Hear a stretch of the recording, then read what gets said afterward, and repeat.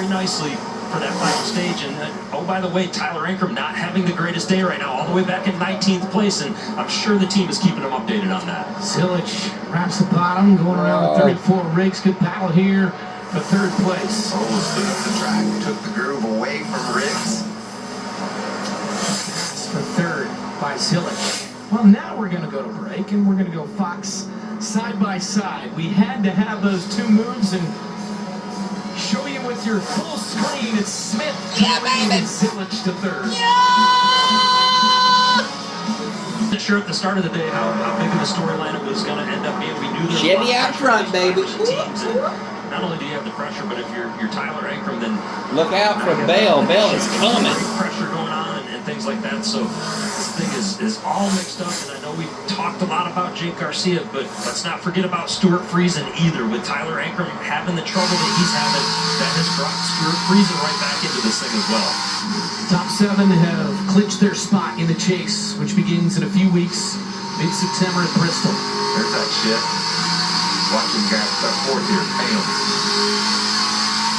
Just wild to think that they'd be shifting right now, Michael. Yeah. And then, I don't believe we saw that last year at all. And you give these drivers and teams enough time to work on stuff and look at different options and what you can do, and they're going to find a way. You know, you talk about being surprised. You can see there Stewart did not shift in 3 and 4. So I think it might have a little bit to do with how you get through the corner, if you feel like you've got good momentum, or maybe 1 and 2, just not as much grip, and he's using that slower gear to get running up on that back straightaway. You see how low he is in 1 and 2 also, right? He's running way down there on that flat, and that flat maybe needs just a little bit of extra help to turn the truck to get it to do that. Sometimes when you downshift, it can help that out. And what they call it up there where Friesen's from is crayfish. Still in third gear that he's able to maintain coming up off of the bottom when he goes in turn 2. Those things are lining out, aren't they? So yeah, let's go for it. I like that, don't you, Regan?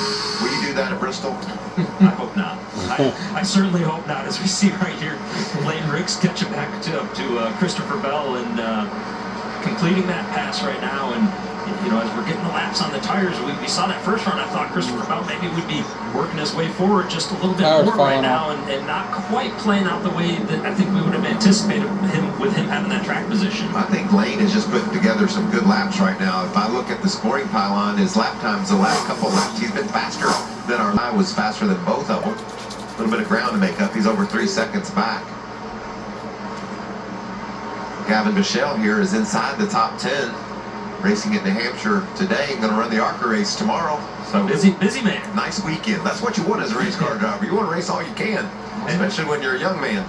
And Gavin, another one of these young guys that we have talked about, how good these young drivers are doing as they come into the Truck Series. And a couple weeks back at IRP, such a strong run for him at Indianapolis Raceway Park, and backing that up again today. And the the race ready that these guys are at such a young age, it is absolutely blowing my mind, the amount of talent that is coming through the ranks right now. Well, we talked about Tristan McKee early in the race. He had an issue on pit road, fell outside the top 10, racing for a spot in the top 5. He's all the way back to 18th. I think he slid through his pit, which is part of the learning process. You're going to make a mistake here and there, but both Tristan and Gavin have just done a great job of getting their legs under them and going out and racing very competitively in this series.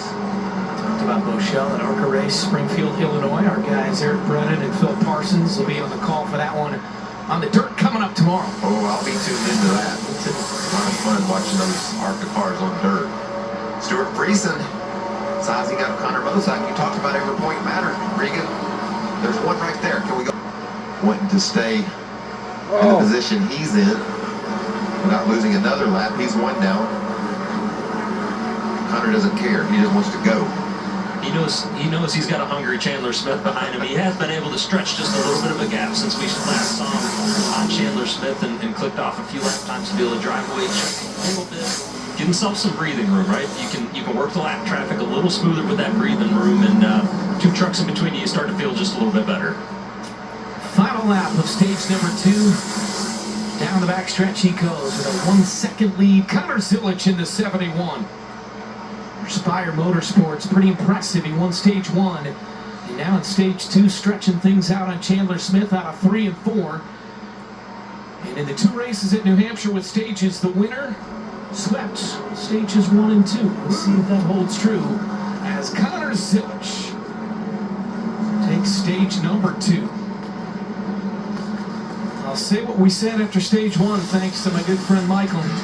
Good day, good week for that man, Connor Zilich on FS1.